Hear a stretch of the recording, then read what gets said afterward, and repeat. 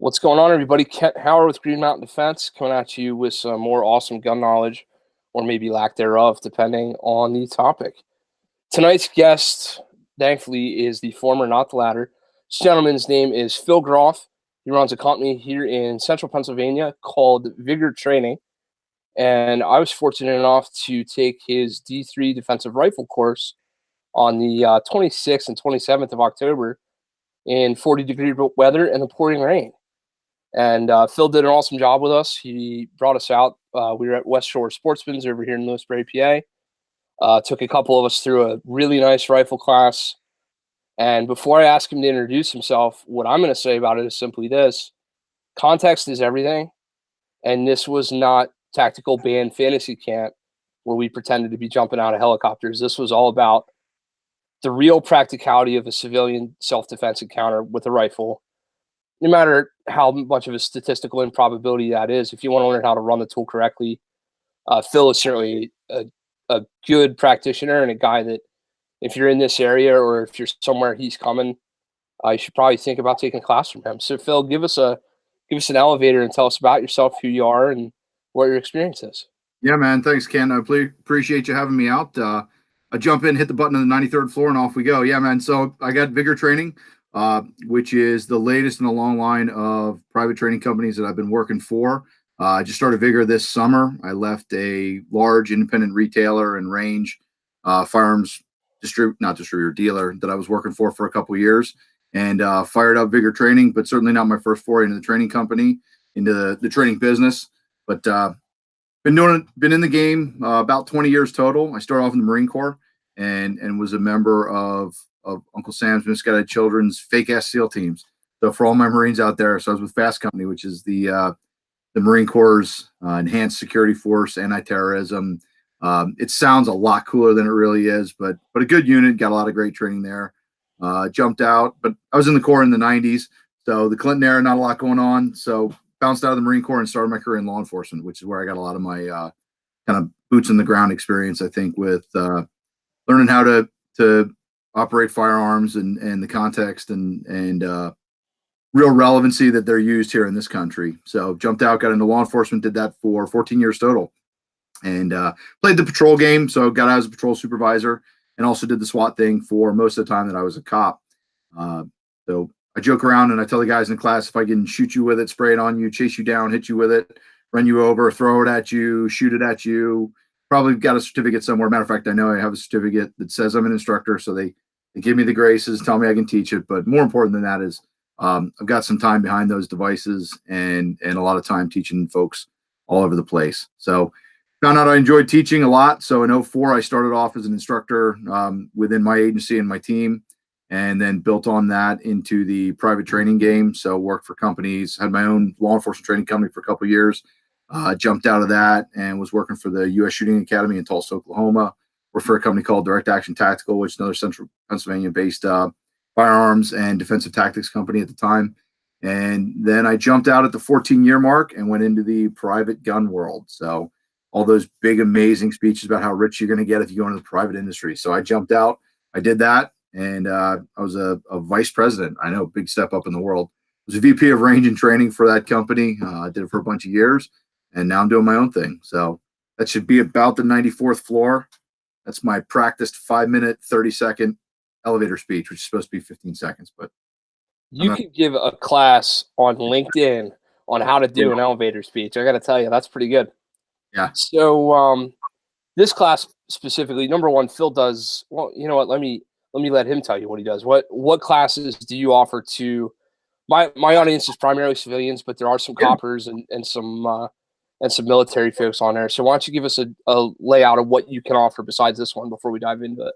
Yeah, absolutely, man. So on my open enrollment, I break my classes into two pieces: open enrollment and then law enforcement, military specific. And both branches of that tree are pushed. I push relevancy as a huge backbone of everything I do in training. So my programs, they may share the same name, but they're different programs depending on the audience. And on the open enrollment side, I start off with two base programs, and that is R3 defensive handgun and R3 defensive rifle. And the three R's I'm talking about are relevant, realistic, and recent. So kind of the guiding principles behind the curriculum and what would build anything in that. But I've got the handgun, the rifle program. Then I've got an armed vehicle defense program, which is super popular right now, both in the open enrollment and law enforcement and armed home defense. I'm doing a traumatic first aid class that I teach. It's a 4-hour seminar-based class.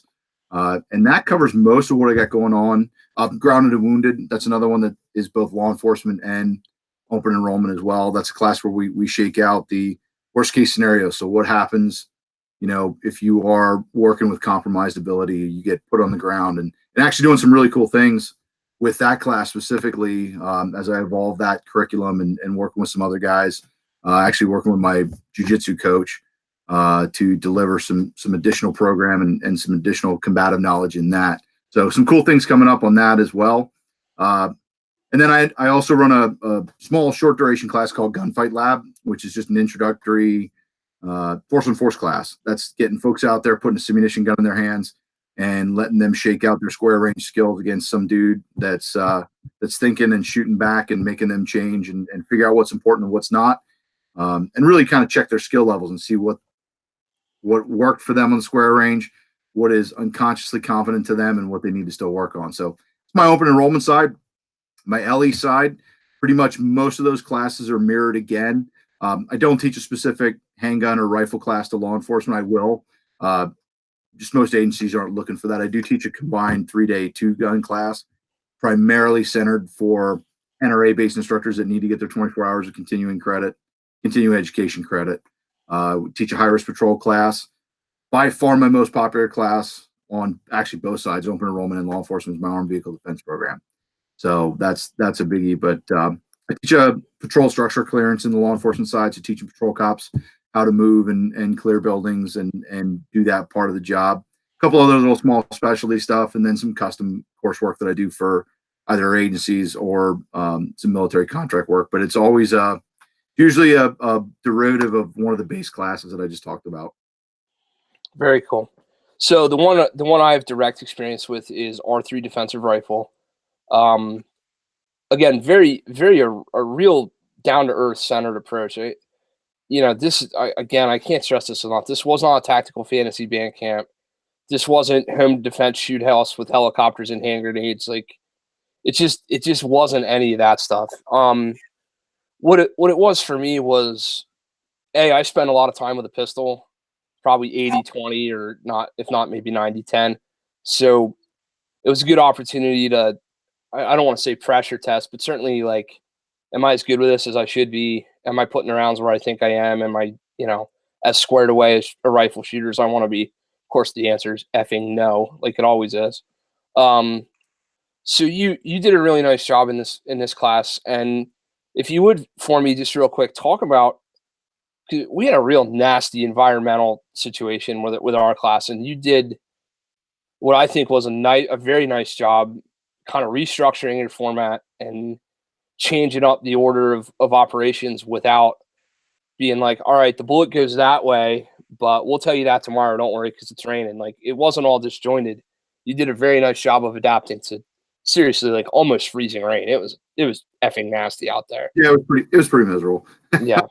So talk a little bit about how you're able to switch that up for us and still keep things together, because a lot of guys can't do that, frankly. Yeah, no, I think it's important. I mean, it's my opinion is anytime you get a good period of instruction, whether you're receiving that instruction, whether you're giving that instruction, the biggest key is to really be confident and have a framework in your mind of what you want to accomplish, the goals you want to accomplish, and then being flexible enough to adapt to a myriad of challenges. Environmentals can be one of them. So you come out and the weather sucks, and you got a couple ways to do it. You can charge at it.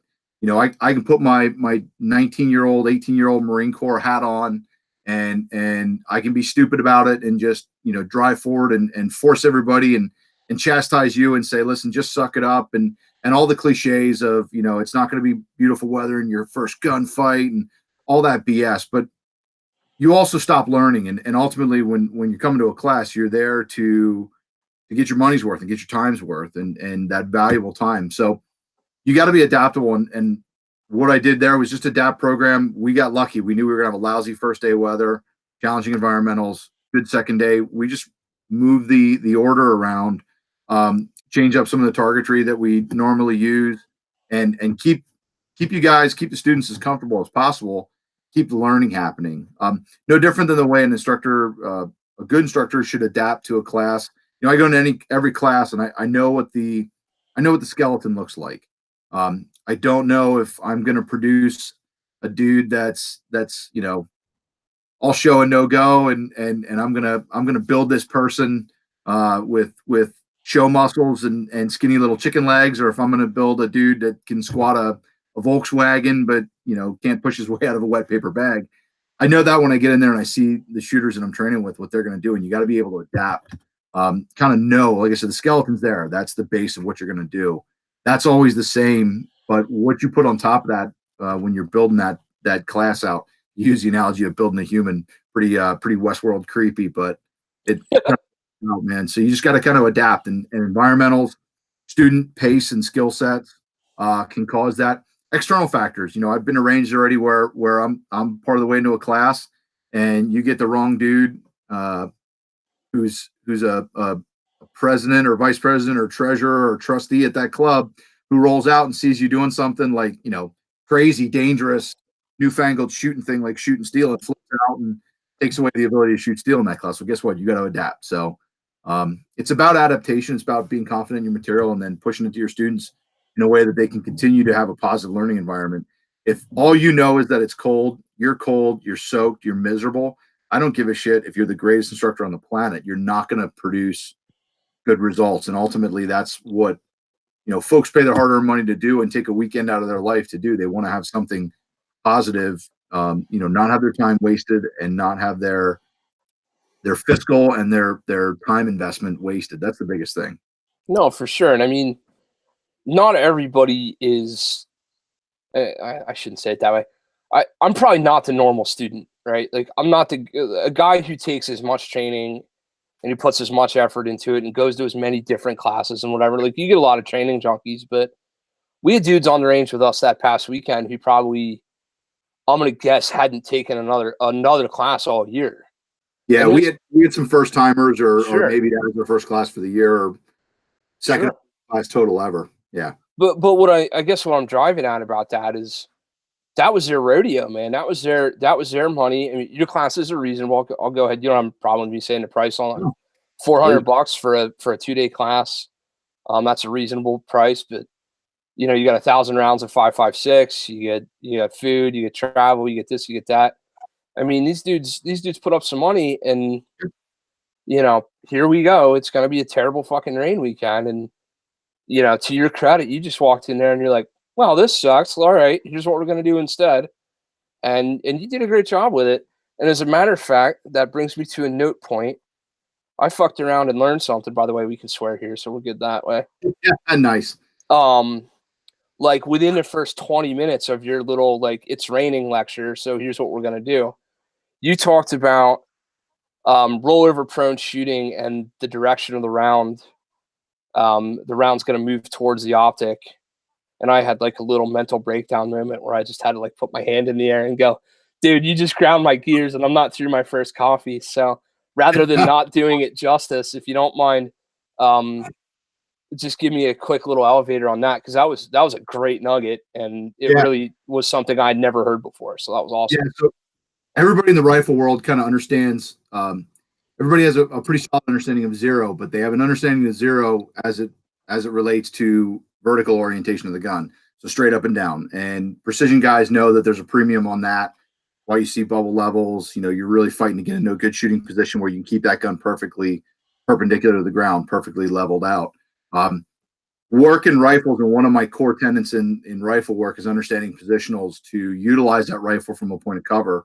And a lot of times when we conform to that cover, it's going to cause us to roll that gun either onto the right or left side. And up close, it's not particularly for what we would use a rifle for civilian home defense or civilian defense in any capacity. Probably not going to be in the distance envelope, but I like understanding everything about that weapon system and how it works. And rolling that gun on its side changes the relationship. You no longer, the biggest change there and the biggest shift is it changes the way gravity interacts. Well, it doesn't change. Gravity's constant, but it's not pulling that round's not leaving the barrel on that slight upward trajectory to catch your first piece of the zero, and then gravity pulling it straight down in, and that nice, arching lollipop. You turn the gun on its side, it doesn't have this magical boomerang left and right effect. So it just continues to go on that angle. And if you think about zero and the way I showed you guys, thinking about taking your hands and really kind of exaggerating what that angle looks like, helps you understand that round's actually being fired up towards your optic. So if your gun's vertical, it's fired up towards your optic. That's what's producing that upward trajectory. Then drag slows the round, accelerates the round, gravity's pulling it straight into the center of the earth, and it loops it back down over. Once you turn that gun on its side, you're just continuing to push that round towards your optic. So if you're holding particularly outside of your, towards the backside of your zero, and you're getting into that further distance, you've got to start holding against your optic or towards your magazine to make your hits. So not something we were able to replicate in that class because we didn't have a 200-yard range, but it's just good to know it. And I tell guys, even if you don't get a chance to try it out in the class, the first time you get a chance to go to a range with 200, go conventional prone and put a couple rounds on a piece of steel or a target at 200 and see that, you validate your zero or wherever your precise zero shakes out at, somewhere a little bit past 200, usually if you're running a 5200. And then just roll that gun, run a strong side prone or a support side prone or both, ideally, and give a shot and see. And don't alter your hold your exact same point of aim, point of impact, and watch and see how your rounds are now starting to get some pretty decent deviation because of the changes in the orientation there. So that's the big thing there. And think about it in exaggerated terms. That's the way I do it. I start every lecture and I kind of take that mental picture and go, okay, that's the way it's going. So I know that round's pushing towards my optic. And it's going to keep going that way because there's no sideways gravity that's going to pull it back into my line of sight. Gotcha. Yeah, I mean, you literally, like, I almost had to get up and go home and go back to bed and get up again to, like, reset my brain. I was like, what? Yeah. What do you mean a round's going towards your optic? Almost like of course it makes sense. Yeah. I put my hand up and I was like, well, we're going to see how this guy is because I'm going to be that guy who, like, he's been talking for 11 minutes and I'm going to go, whoop, hold on. Yeah. And you were just you're just like, come on, Kent, talk through it with me now. And it went really well. And I got it, the light bulb click for the, it takes a little while for my light bulbs to click sometimes, but it worked. So let's see. Before we get too far, not to be a gear queer or whatever, but talk a little bit about what you want to see a student show up with to R3 defensive rifle, keeping in mind recent relevant, all that good stuff. Yeah.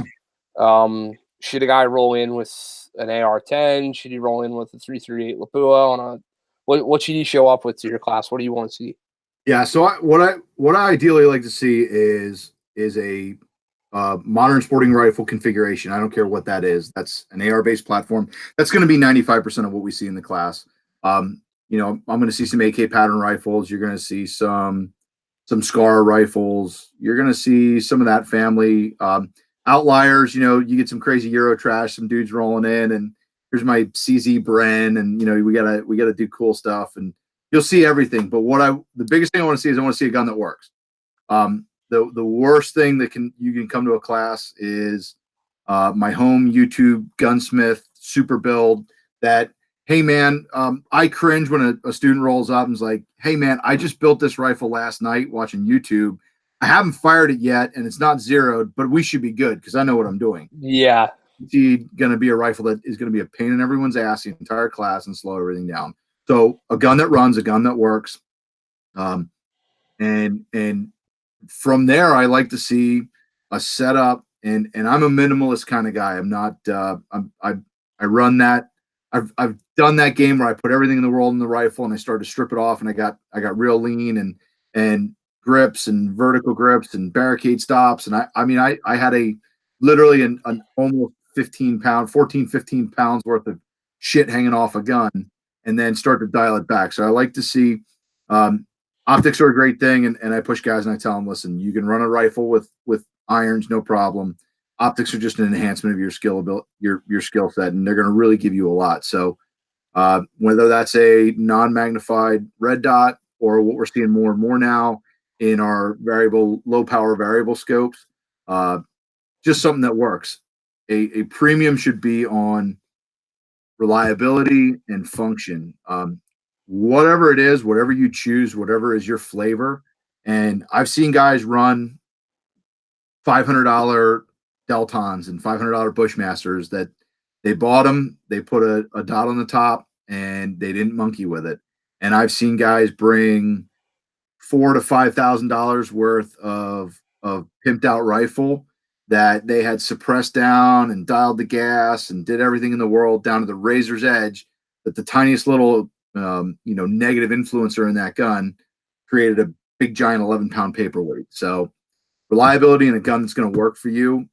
I don't care how much money you spend on a gun. If a gun doesn't work and you begin to lose confidence in it, I don't care if that's a handgun, a rifle, a shotgun, doesn't matter. Once you begin to lose confidence in that rifle, or in this case, rifle, we're talking rifles, it's tough to gain it back. It's tough to get it back. Even when you fix the problems, always that little nag in the back of your head. So I like a gun that works in whatever flavor you like. Keep it minimal, keep it simple. Set that gun up to your needs and what you need and what's most important. If you've got to manage a budget, I'm happy to give suggestions on some great areas where you can put in some investment into that and how you're going to enhance the capabilities of that rifle. But ultimately, biggest premium for me is that gun's going to come out and it's going to go bang when you press trigger. Yeah. Thankfully I mean, I'll say from nobody showed up with anything super jankety, scary, Yeah. explosion-y, so that was good. Yeah. The biggest thing we had was we had some ammo difficulties, some reloads, I think, on the range. But I mean, for the most part, guys were dialed in. Guys had what they needed to have, and it was interesting. Ammo's tricky, man, because dudes. Yeah. I mean, everybody buys ammo. Ammo's a commodity game, so it's all about price, and guys get as cheap as they possibly can. And some dudes, some guys, you come to their class, they get real bent, and they let things like ammos, really kind of short circuit them. I look at it this way, if you're gonna roll into class, I'm not here to dictate you what you choose to do. If you choose to drop your $400 for a weekend class, spend a weekend with me, and then for the difference in $20 between some better ammo and the absolute cheapest shit you can find on the interwebs, if that $20 is important to you and your gun starts having problems, I'm going to stay patient with you. I'm not going to cause an issue. I'm going to do my best to work you through that, and you're going to stay safe in that. But if it ultimately impacts your ability to flow with the class, then you're going to go fix your shit on the side, and we're going to keep driving the class. I'm not going to take away everyone else's class time for that. But it's something you see pretty commonly, because ultimately, as we're consumers of this ammo, we're looking to get the best price and the best bang for our buck.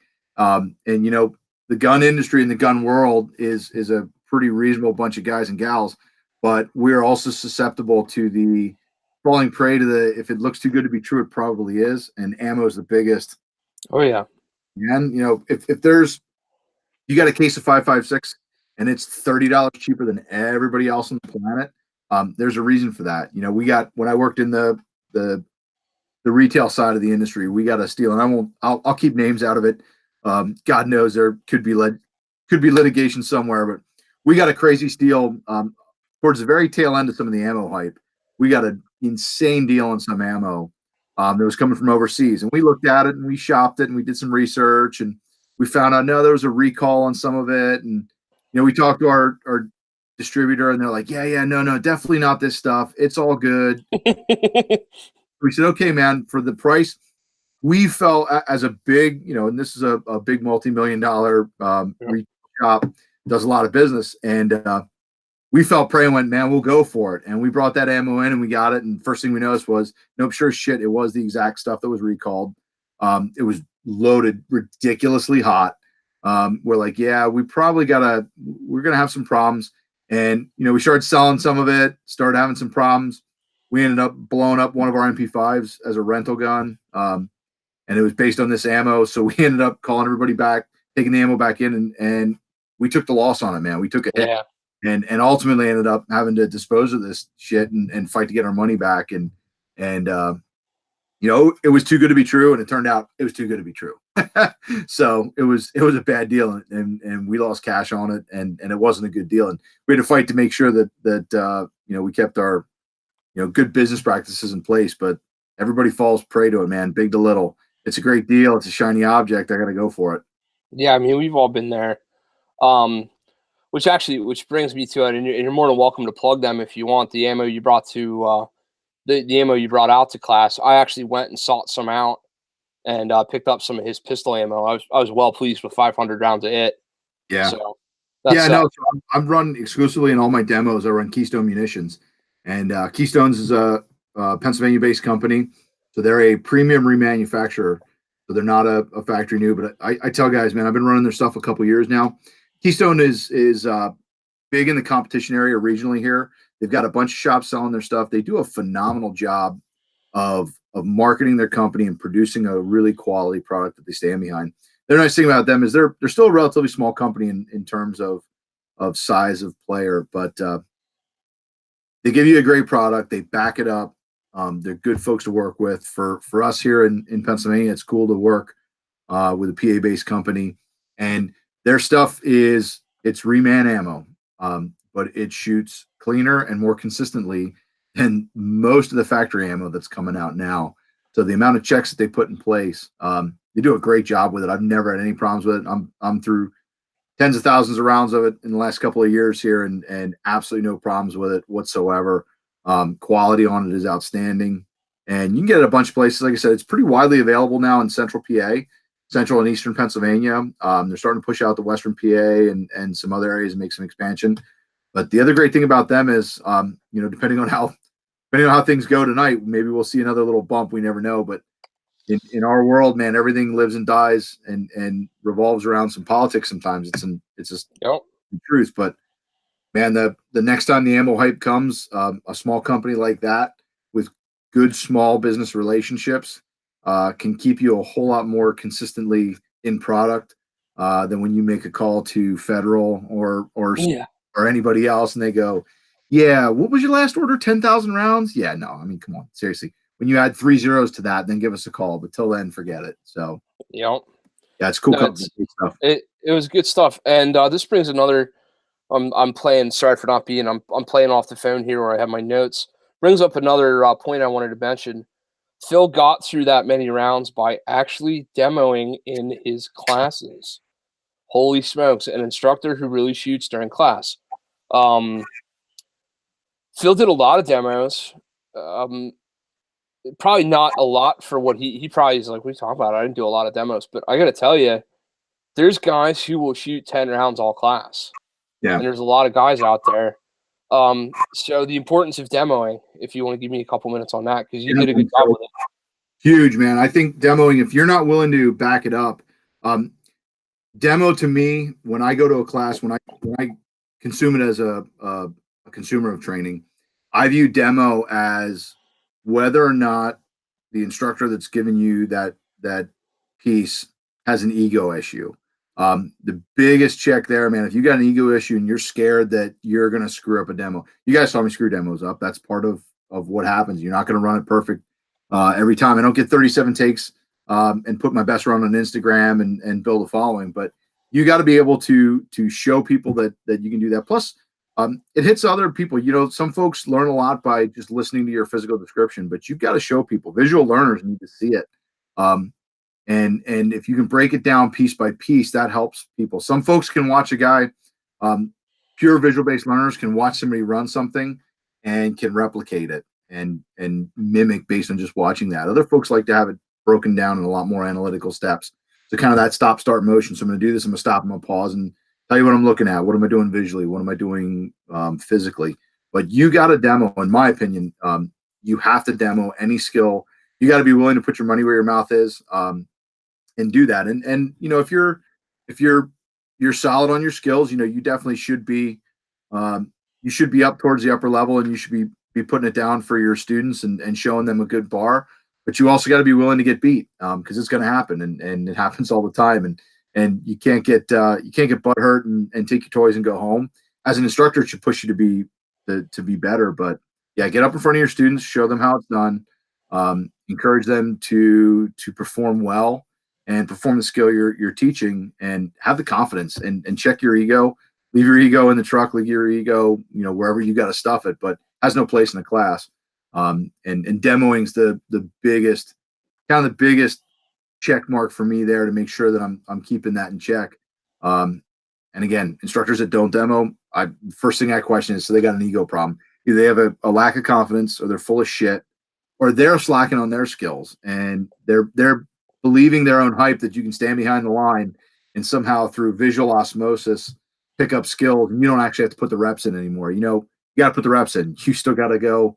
You got to put the dry fire in. You got to put the live fire in. You got to put the training reps in a class, outside of a class, to maintain that level of proficiency. You can't walk at the people you're training with and demand they do it to get peak performance, and then not do it yourself. So now I think demo is huge. It's in my opinion one of the most important things, and one of the biggest checks, that one of the biggest boxes you need to check to be a quality instructor.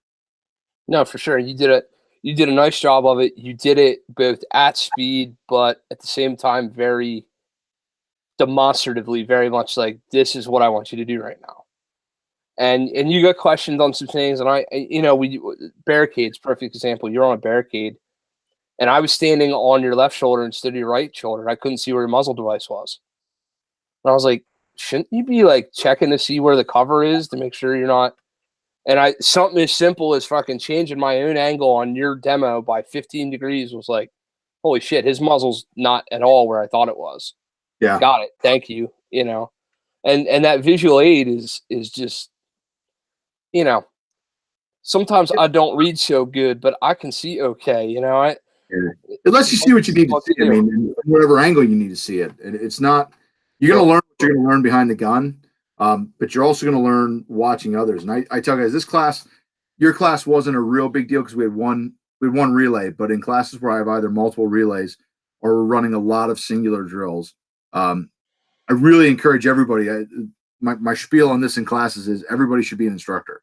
Whether I'm not going to ask you to debrief a run of a fellow student, but what you should be doing is watching what's working for them, what's not working for them, watching for points that you'd heard in that class, or points you'd heard in other classes, or things that happen, and reinforce the positive message, and reinforce the good information you got, hopefully in that class or any other class, but be able to talk about it. And then a lot of times when I do run classes where there's more singular drills where everybody gets to watch everybody else perform, oftentimes I'll debrief a particular training point by starting off, and I'll say, okay, guys, so, all of you put your instructor hats on.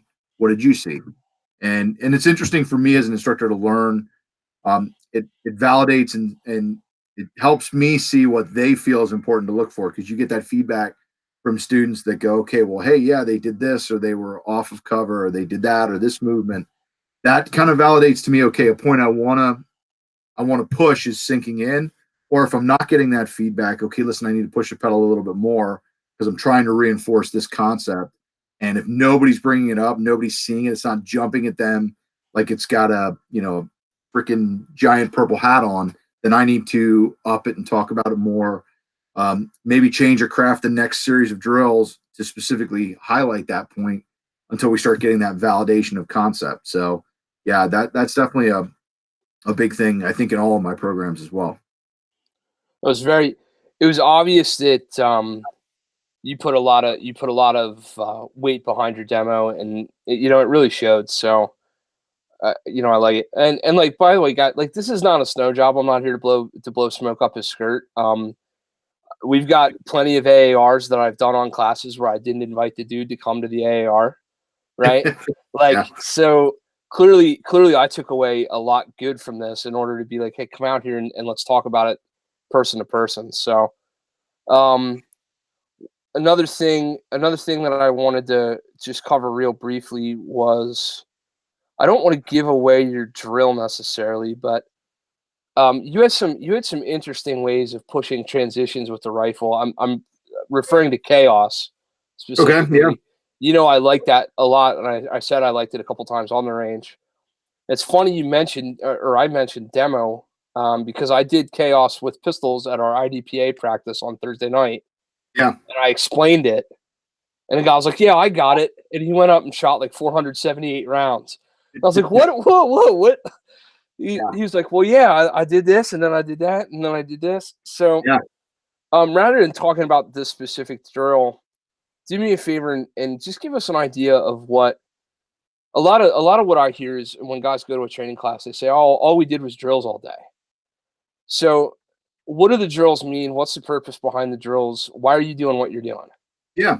So yeah, I think that when you're constructing a great drill in a class or whatever ones, when you come into some standards and there are drills, whether you grab them from some dude, whether you quote unquote invent your own or whatever it is, I think that you got to figure out, you're taking a micro drill and decide what's your goal in this drill. Am I looking to isolate a particular skill set? Am I looking to combine skill sets and force that shooter to begin to make those give and take and what I call relationship drills. So if I isolate just a skill set, a great example of an isolation skill set drill would be if I'm isolating the presentation or a draw, then I may just have a single target and I'm pushing it. I can measure that time metric really, really simple. If I'm starting to add multiple targets, I'm still just isolating gun movement drills. If I start adding complexity and adding layers to this drill, once you get to a certain point in any complexity of a drill, you start bumping into what I refer to as mental clutter. And the way I explain it in most of my classes is once I get to a level of mental clutter, I can begin to check not only the physical skills I'm working on, whether it's presenting a rifle, driving it from target to target, the visual skills that I'm utilizing. So, driving first with my eyes and snapping the gun to it, all those different things in there. If I start adding mental clutter, counting or seeking specific targets, it artificially in a range setting creates some delay in that drill, which, you talk about the biggest thing and one of the hardest pieces, and you cannot replicate the mental clutter and the mental delay in the decision to utilize force. That's not something you can exactly one-to-one replicate in live fire training. You run out of training partners way too fast. You just can't do it. So if you add some of that mental clutter and you talk to guys, and what you find is you debrief those drills as you begin and add and expand some of that clutter, you find out what they're performing without conscious thought. So what are they doing? What don't they have to do? And you can watch lower level shooters when they have to think about it. You watch how it slows every aspect of their drill down, from the tiniest thing to presenting the gun to pressing the trigger. All of a sudden they forget how to press the trigger faster and they slow down, and you mentally see them processing piece by piece. And you watch more intermediate and more advanced shooters that will do some of those things autonomously. They don't need to think about them, and they can focus on applying the mental energy to properly executing the drill.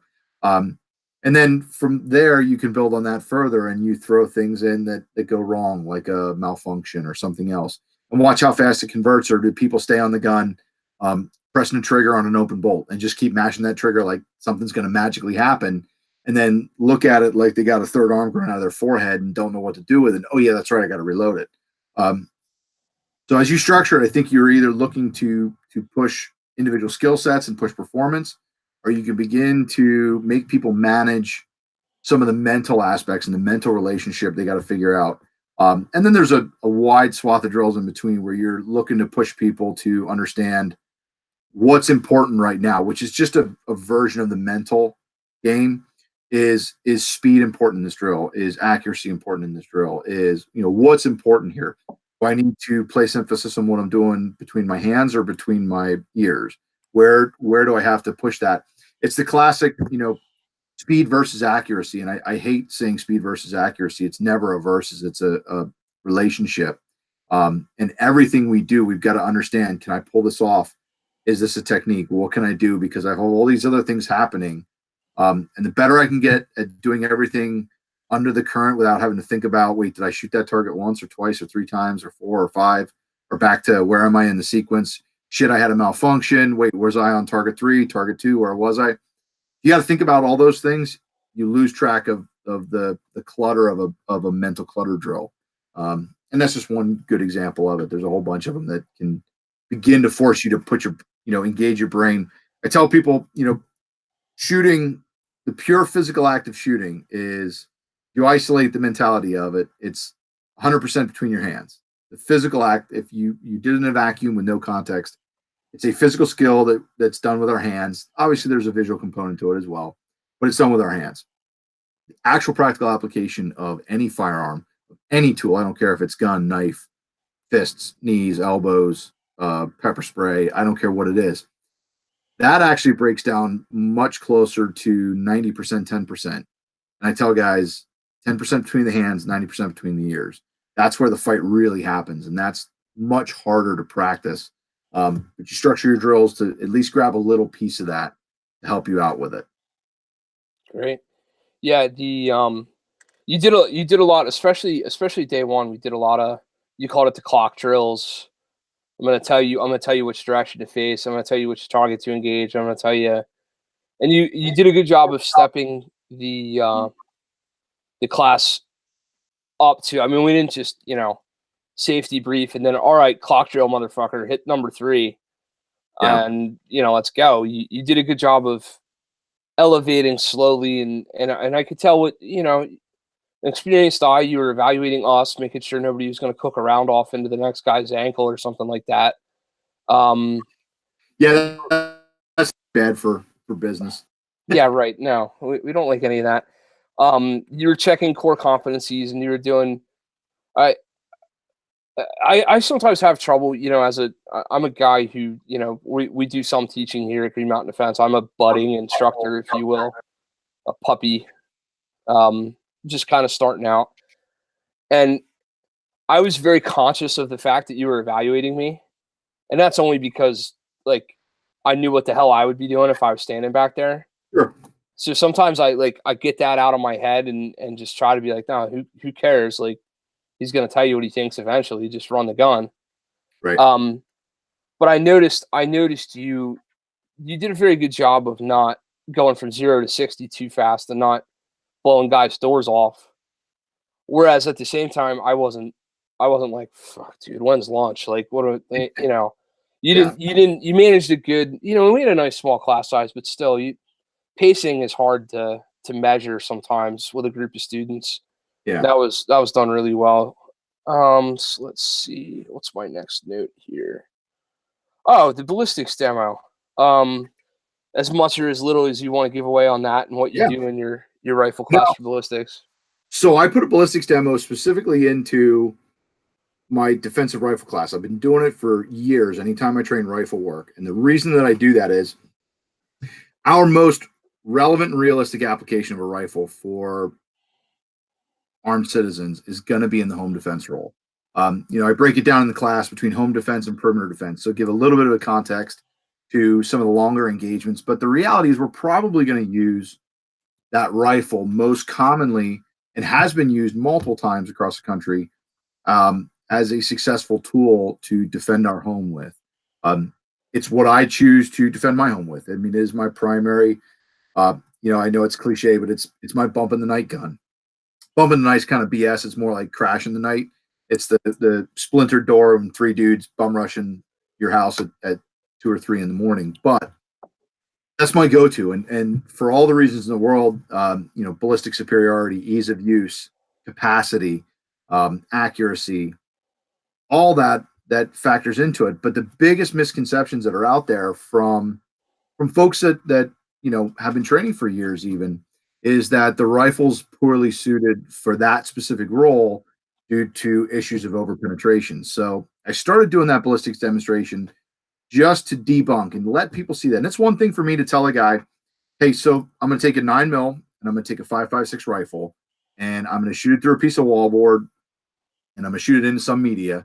And what you're going to find is if I take both those weapon systems and I equip both of them with what you would consider, most people would consider to be premium defensive ammunition loaded for that system, what you're going to find is significantly less penetration in the rifle with significantly greater transfer of energy into threat, whether it's immediately struck or whether it's through some type of a media.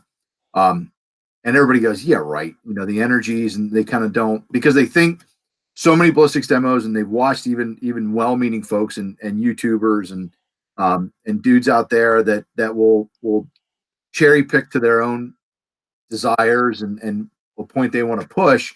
So you watch. Confirmation bias. Yeah, man. So they'll shoot a super expanding handgun round and then they'll run a Full Metal Jacket 5.56 and then go, see, you're gonna kill your bad guy, your 16 kids. It's gonna go through the next 2 trailers, through a refrigerator, and into Aunt Bertha. And it's just not the case. So I started doing that ballistics demo just to show people, to highlight the ballistic superiority. By that point in the class, when I deliver that, most people have kind of already realized, listen, I can shoot this better than I can shoot my hand. Yeah.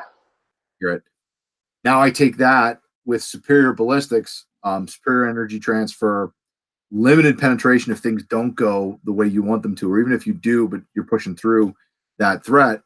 And you really kind of build that case for this being the superior system, to utilize in that home defense role, and let folks physically see it with their own 2 eyes. It's going to defeat this. And then, I'll bring out a panel of body armor to every one of those classes. Ours is a great example. That vest was over 30 years old, still stopped the 9mm round that it was designed to. And it was a low end. It was only a level 2 vest. It was a lower level threat level, still had 0 penetration, shooting the 9mm at it. And then you show them, listen, now here you go. You move up to that higher energy rifle round. It's greasing right through it. It's no problem. So just get a chance to show folks what it'll do and let them physically see it, as opposed to just hearing about it, reading it, seeing it on YouTube. I think it's important to nail that home, to let people be confident to use that gun for a home defense role. But the Dunning-Kruger Firearms Academy told me that this would. No, so a bunch of years, man, I was just joking around and talking to some guys about redoing a video. A bunch of years ago, I did a video called Shotguns Suck for Home Defense, and people absolutely lose their minds. It had a ton of views. It had a ton of comments. It had absolute metric shit ton of hate thrown at it. Oh, yeah. Most people didn't watch the video. I mean, it was 15, 20 minutes long, and the title was straight up self-admitted clickbait. I go into it and I tell people that really the gist of the video should have been, any gun can be used for home defense, but I think the rifle's the superior choice. Right. For home defense just work better. And yeah, man, they had dudes that made rebuttal videos, and man, the room broom crowd came out in defense and really flipped out. But yeah, it's a fun topic. This ballistic demo does a great job, I think, of the room broom crowd. That's good. I like that. So, all right. So since you just said room broom, and that's another quote that I'm going to write down of yours, I'm going to hit you with 2 quotes. I told you beforehand one quote that I was going to give you, and one occurred to me in the middle of this. So I'll hit you with the funny one first. Be ready to fight naked. Yeah, man. Right? A naked person. Birthday suit for bed, crash in the night, jump out. You got your big stick and your rifle. Nobody wants to fight a naked person. Ask any cop in America. That's what you got rookies for. Fight naked. Legit. That was great. Yeah.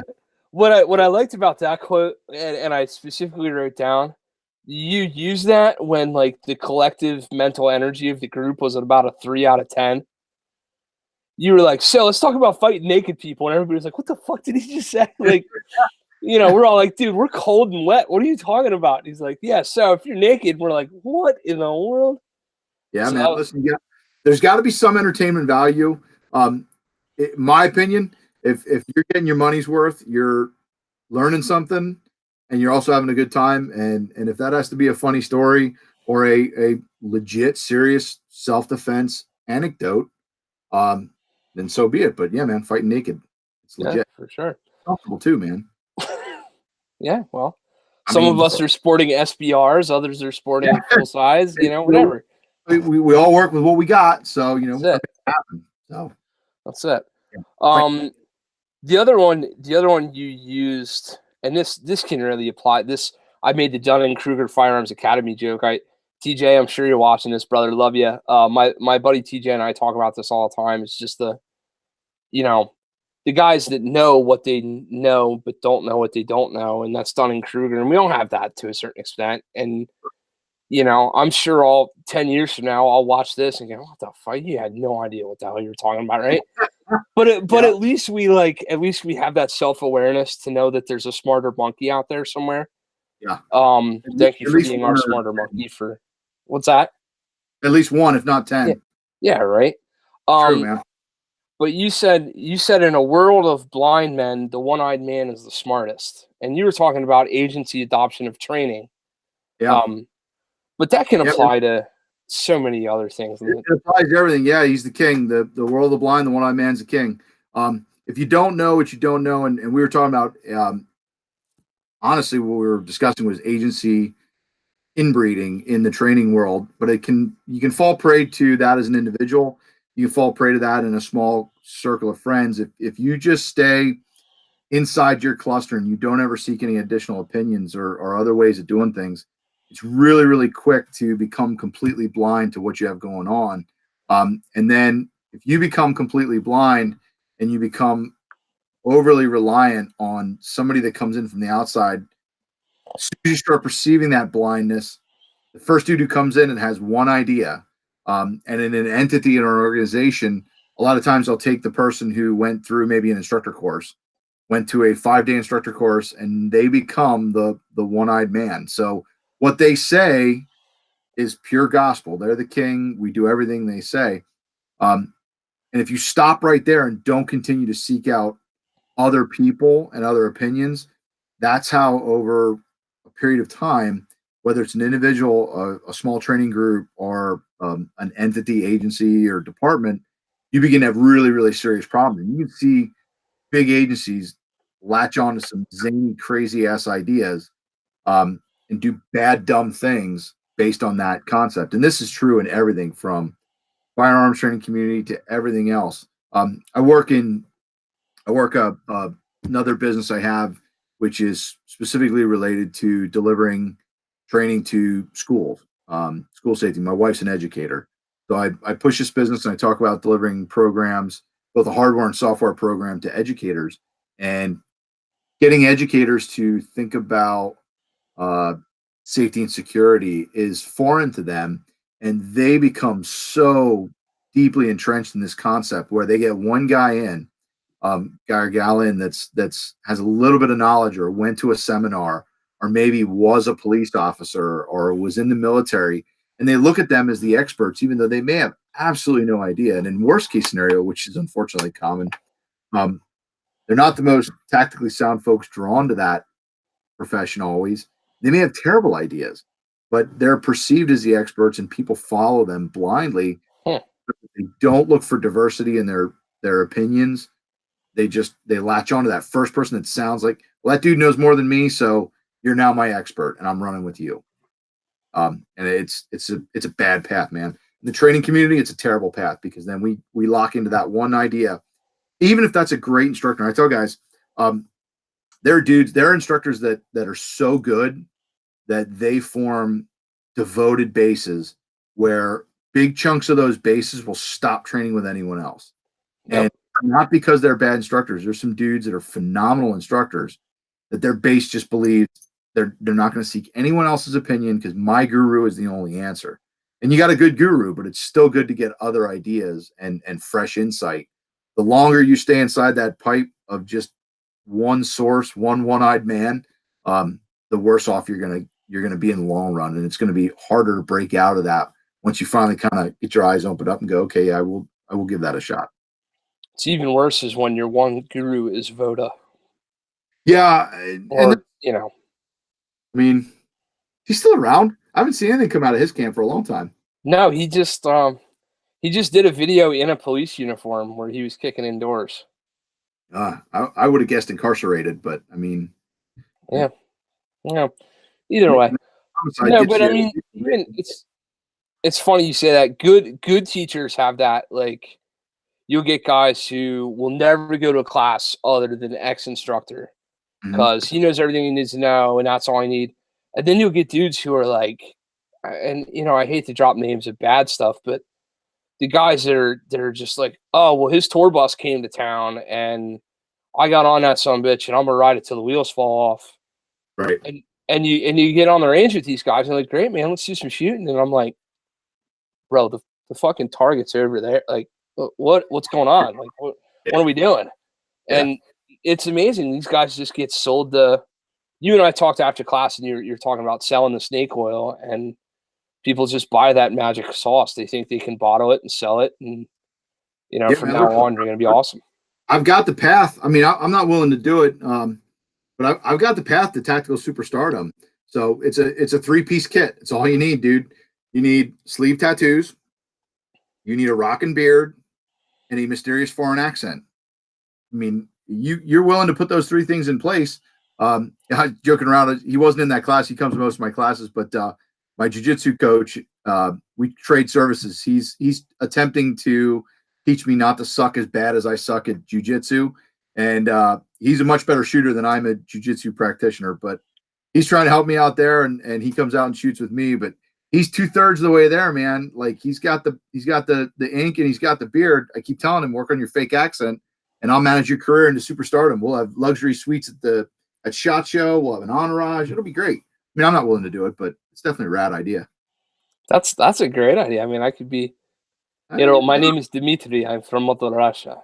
Hey, I mean, I'm not going to drop any names, FPS Russia or Instructor Zero or anybody else. I mean, but there's lots of people out there who have definitely rolled that route. And some to varying degrees of success and varying degrees of tactical skill. But hey, it's a small world, and tell you, man, sleeves, a bitchin' beard, and a foreign accent. You're a genius. But bro, my Instagram. Tell you, man, it'll rock it. And it's what's funny is it's from all those and all joking around about dudes with the tactile hipster chic look that we all put out there, and obviously you and I are both rocking our face warmers. But what's sad about that is out of all that, and I joke around about those 3 things to be a tactical training superstar in the industry. The saddest one out of that is the foreign accent thing, and that is that belief, and it doesn't have to be a foreign accent, but a lot of times it's packaged in that. There's a big chunk of guys in the training world that believe that there's some secret out there, and there's a shortcut, and there's secret information, and you get dudes who are con artists and dirtbags, in my opinion, in the training world that figure out they can sell that bullshit mystery and I have the secret path to tactical killer ninja hood, and I sound different, so thereby my means are different, which means they're better, and they lift a lot of money out of a lot of dudes' pockets. And some of the training is okay, and some of it is downright scary. But anytime that someone's trying to sell you that there's some weird way of doing something that's going to be different, you gotta be real careful. And that's not to knock trainers outside the United States. There's lots of great guys that have a bitching cool foreign accent that are great trainers. Jason Fall is a phenomenal trainer, and you can go get your entertaining Australian stories from him. He's not alone. There's lots of guys out there. About as old school as you can possibly get on that is Phil Singleton. So Phil was OG SAS and not OG because that would have been World War II, but Phil was a legit SAS guy and worked for HE.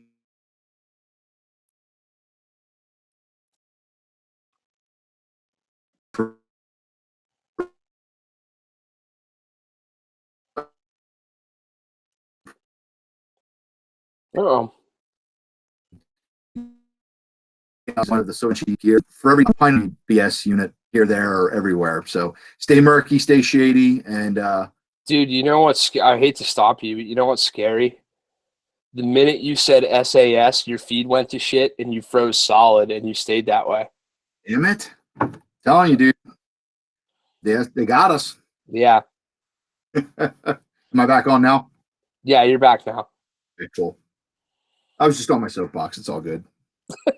No, seriously, like you got the S, the A, and the minute the S came out, they were like, "Fuck this guy." Yeah, no, mate, that's enough of that for you. I was talking well about. I mean, I was talking good stuff. Yeah, you were. The algorithm didn't like that reference. Yeah. Oof. Would have melted the internet if you would have heard me say Spetsnaz a couple sentences later. Well, there he went. Now he's dead. Whew. That was crazy. All right, man. Well, I'm gonna move to wrap this up. So I always ask the same kind of questions towards wrap up. Since we're on the subject, I'll do this a little out of order. Recommend me some other good instructors. Who's my other good gurus? Where do I go? Yeah, man. So a couple of them, and we talked about these in class. We're just gonna kind of rehash them, but Yep. a great guru right now to run the gun, and a guy I think that understands performance and also understands context really well is Frank Proctor. To tell you, he's a great cat to jump out there and train with. We talked about Dave Spalding as a phenomenal resource. It's a dude that's not going to be a big name military background, but really going to put on a great program. Pat McNamara is a really good program and really good instructor. And you know, Pat's as much about just feeding off his energy and personality as anything else. Think that price of admission is well paid just in being able to hang out and soak up some really knowledge and performance knowledge, and get a dude that understands some other pieces of the pie really well, and does a great job of relating that. Kyle DeFore is I mean, peak of the game. Pick up Kyle. Kyle's, I think, really leading the charge, in my opinion, of a guy that will teach you gun stuff and will cross deck that with other relevant skill sets. So you may have a med piece in that or a combatives piece. Fusing combatives, there's probably nobody better in the game right now than South Narc, Craig Douglas. You're looking to fuse both the combatives and shooting together, which is really topical and really super relevant. I think that he does that better than anybody else out there, by a pretty wide margin. He does a great job. So those would probably be my top 5 off the top of my head, 5 or 6. So Awesome. Yeah. No, it's good. I gotta go get your shoes off if I could count higher than that. So stop there. For those of you guys that don't do a lot of this, if you ask an instructor that question and they look at you with a blank stare, that's a red light for me. And Phill was great. Phill and I talked after class, and I asked him that during class because I always do it, and he was like, he couldn't get out of his own way to tell us how awesome those other guys were. So that, number one, that's another sign of the ego has been checked in the truck. And number two, that's a sign that guys are going out and getting training outside their own guru-ness, because they can go and get continuing ed and put in the time and the reps as a student. So that's a great sign. So I wanted to give you just another because it's your shtick, the 3 R's. If you want to give them that just one more time before we hang up. Yeah, man. Relevant, realistic, and recent. Your training's got to be relevant to what you need to get out of it. Your training should focus on being realistic, and realism and relevancy tie really closely hand in hand. And finally, you got to be recent. They're all perishable skills, and whether that's picking a gun up, you can't rely on going to a class last weekend and think you're rock solid for the next 2 years or even the next 2 months. You begin to see depreciation if you don't do something to sustain your skills. So that's the 3 R's, man. You got to keep it up. You got to keep it recent. If you're looking to train, if you're just looking for entertainment, we didn't talk about it. We danced around the subject. I appreciate you, the way that you framed it, but I try not to make my classes super secret, death dealing ninja fantasy camp. But if that's the kind of training you want to do, just understand it for what it is. It's entertainment. It's getting dressed up and it's going to space camp. I mean, as a kid, I want to go to space camp. I never went to space camp, but you go play space camp. You go pretend you're going to be an astronaut. You're not going up in the space shuttle, or whatever crazy ass rockets they're building next. Just like I don't care if you put on $100,000 worth of kit and high end ground panoramic NVGs. No one's stopping by to ask you to jump on the bird to go fast rope on a direct action hit. It's just not going to happen. It's the exact same as space camp. But guess what? Lots of people want space camp. Lots of people can go to tactical fantasy camp. To understand its place. And when you're actually putting in real training reps for your own protection and safety and skill advancement, I say stick to the 3 R's and you can't go wrong. I like it a lot. And then lastly, if you would just give us what you got coming up, what's in the future for 19, 20, and beyond. Where can guys come train with you? And anything else you want to plug or promote or whatever, just give you the last thing, 90 floors of your elevator if you want. There you go, dude. Up to the towers. Yeah, man. So next year, 2019 shaping up. I got some cool things rolling. I just started to release some of my open enrollment, a bunch of my law enforcement dates. Probably one of the the raddest things I got going on is I'm working with some industry sponsors, and I'm still getting some sponsors now to go out and do a free law enforcement training tour. So I'm going to be hitting 8 dates across the country to introduce my armed vehicle defense program. So I just jumped into, it was kind of a last minute, not last minute, but I didn't have a lot of run up when I started up in June. So my 2018 schedule was really hurried. It was some prior commitments and just trying to scramble to get some more. In 2019, I'm looking to spread that out, hit the ranges here in my home region, obviously here in central Pennsylvania, get back to some of those clubs. I got some great clubs I work with, West Shore, Lebanon County Police Combat Pistol Club I've been training at, and looking to pick up a couple more close clubs here where I can train open enrollment stuff. And I'm always, I joke around like most instructors, I have gun will travel. So I'll come to a range near you, I'll pack it up and bring the program out there. Any questions, if you hit me up on my website, Vigr Training, it's VIGR training.com. You can follow along there, and I do I do it poorly, but I do all the social media fun too on Facebook, Instagram. Check it out and see what we got going on. But I got some cool things, cool classes. I've already scheduled more in 19 than I taught in 18, and we're still sitting in the beginning of November. So we're going to push the program out and spread it and have a good time. Great. Awesome. If you're wondering, his links and stuff are in the description of this already. So hit Phill up as much as I can find anyway. I'll go grab your Instagram and throw that in there because I didn't find it beforehand. Awesome, man. Well, listen, thank you so much for being willing to come out and being willing to spend an hour of your time with me here talking about your program. You did a great job out at West Shore. I really appreciated having you out there. It was nice for me to be able to drive 5 minutes to a class instead of 5 hours. That's always cool. Yeah, it's always nice. Yeah. Yeah, for sure. If you guys want to learn more about what we've got going on, greenmountaindefense.com, Facebook, YouTube, Insta at Green Mountain Defense. And other than that, it always amazes me every time I do a review of a gun, I get a shit ton of hits. Every time I do an AAR, I get like 11 dudes and their dog to watch. But if you're one of those 11 dudes and your dog watching and you want to come out and train, I don't endorse every training I've taken, but you'll see me on the range with Phill again. So if you want to come out and hit it, you'll enjoy yourself and you'll learn how to fight naked. So what the hell's wrong with that? That is the only thing he did not demo, though. So just FYI, you don't. True. Not a real live demo. So we'll wrap it up. Hope everybody voted today. Hope everybody is safe and is well. God bless. Phill, thank you for your service. Everybody else out there keeping us safe and being allowed to vote, thank you for yours. Green Mountain Defense and Vigr Training signing off.